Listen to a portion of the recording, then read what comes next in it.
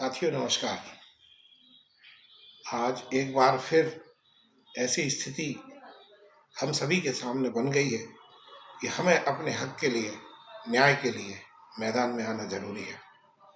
इस समय हम देख रहे हैं हमारे अतिथि शिक्षकों के हित में अनेक संगठन, अनेक साथी प्रयासरत हैं। मैं उन सभी की हाथ जोड़कर हृदय की गहराइयों से सराहना करता हूं और कई साथी इस संघर्ष यात्रा में दिवंगत भी हो गए हैं, उनको मैं अश्रुपूरित नमन करता हूं। आप सभी को इस संघर्ष यात्रा में दिवंगत हुए साथियों की कसम भी देता हूं। संगठन की खातिर एक हो जाइए, बंद मुट्ठी लाख की, खुल गई तो खाक की। धरना, प्रदर्शन, भूख हड़ताल, आमरण अनशन, ये सब हमारे संवैधानिक अधिकार हैं। कोई सरकार हमको हमारे इस अधिकार से वंचित नहीं कर सकती। आज अतिथि शिक्षकों की हालत गुलामों से भी गई गुजरी हो गई है। स्कूलों के प्रभारी प्राचार्य यहाँ तक कि बाबू भी हम लोगों का शोषण करने में लगे हुए हैं। पूरे समय स्कूल में बिठाते हैं, भले ही काम हो ना हो। तो ये एक स्थान की पीड़ा नहीं है, पूरे मध्य प्रदेश के अतिथि शिक्षक भाई बहनों की पीड़ा है। और मैं कुछ अतिथि शिक्षक बहनों की ऐसी भी पीड़ाएं मेरे संज्ञान में है जिनको मैं शब्दों में भी नहीं बता सकता। आर्थिक, मानसिक, शारीरिक, तीनों प्रकार से जमकर शोषण हुआ है और हो रहा है। आखिर कौन है इसका जिम्मेदार? आइए हम सभी अपने अंतर में झांकें। मैं आज बहुत भावुक मन से, मैंने पूर्व में भी नीलम पार्क में आप सभी से निवेदन किया था, हम सब एक हो जाएं, एकजुट हो जाए, संगठन की शक्ति दिखाएं। आज पुनः निवेदन कर रहा हूं, आप लोग चाहें आप लोग कोई नाम रख लें या अतिथि शिक्षक मित्र मंडल मध्य प्रदेश के नाम से अपनी एकजुटता दिखाएं और सरकार को हिलाकर रख दें। अतिथि विद्वान साथियों को सीएल दी जा रही है।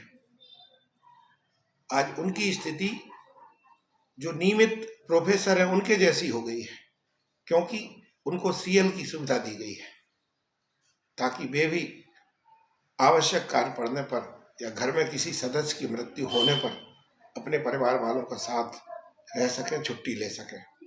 हम लोगों की स्थिति तो बहुत ज्यादा खराब है, बद से बदतर है।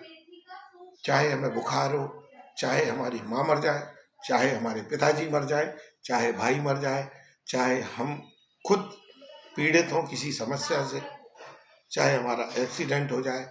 हमारे कई साथी एक्सीडेंट में अपनी जिंदगी गंवा बैठे, कई साथियों ने निराशा में आत्महत्या कर ली। उनके लिए सरकार की तरफ से ना तो कोई सहानुभूति का शब्द है, ना ही कोई आर्थिक भरपाई। आइए दोस्तों, हम सभी मैं को भूलकर हम की बात करें।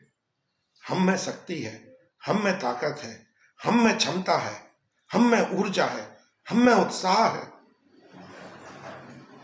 हम शब्द में एक ऐसा मोटिवेशन छिपा है जो दुनिया की कठिन से कठिन यात्रा को विजय में परिवर्तित कर देगा। सिर पर चुनाव है। मैं बहुत बहुत सम्मान करता हूं सभी नेताओं का, सभी दलों के नेताओं का, लेकिन दुख के साथ बता रहा हूं सभी दलों के नेताओं ने अतिथि शिक्षक साथियों के साथ छल किया है, कपट किया है। अभी नेताओं की तनख्वाह बढ़ने की बात हो तो बजट आ जाएगा, कहीं से कोई आपत्ति नहीं लगेगी, वित्त विभाग चुपचाप बैठा रहेगा। माननीय लाडली लक्ष्मी बहनों को आपने बहुत कुछ दिया है, समय पर उनका पैसा आ रहा है, हमें कोई दिक्कत नहीं है, हम उनका भी सम्मान करते हैं। लेकिन आप सोचिए, आज हम लोग 3-3, 4-4 विषय से पोस्ट ग्रेजुएट हैं, बीएड है, एमएड है, कुछ साथी पीएचडी भी है, कुछ साथी नेट और सेट भी पास है, पर किसी मजबूरी के कारण इस व्यवस्था में हैं, ओवर एज हो चुके हैं। मैं खुद 55 वर्ष का हो चुका हूँ। मैं इस व्यवस्था में इसलिए हूं ताकि अतिथि शिक्षकों का हित हो जाए। तो मेरा तो माननीय मुख्यमंत्री जी, आप खुद भी संवेदनशील हैं, आपने ही प्रयास करके उच्च शिक्षा मंत्री रहते हुए अतिथि विद्वानों को सीएल दिलवाई है, अवकाश दिलवाए हैं। तो आज आपका मौन हम लोगों को हजम नहीं हो रहा। आप अपना मौन तोड़िए बड़े भाई, आप अपना मौन तोड़िए, हम लोगों के सिरमौर बनिए, हम लोगों के मार्गदर्शक बनिए, हम लोगों के संरक्षक बनिए।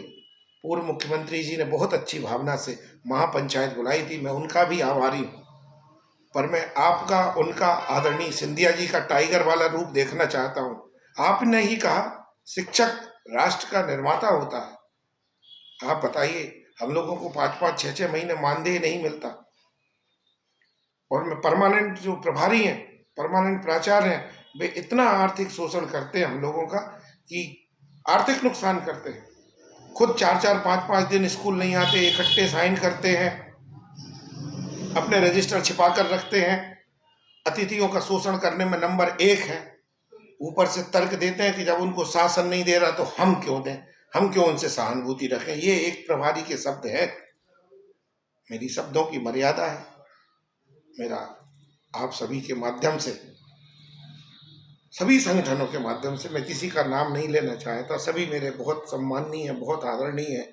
बड़े भाइयों का मैं हृदय से सम्मान करता हूँ, बड़ी बहनों का पैर छूकर, छोटे भाइयों को गले लगाकर, हम उम्र भाइयों को गले लगाकर संगठन की शक्ति को दिखला दीजिए। सब लोग एक हो जाइए और 5 तारीख या 10 तारीख जो भी तारीख मिले, पूरी ताकत दिखाइए, और तब तक मत उठिए जब तक कि हमको नियमितीकरण का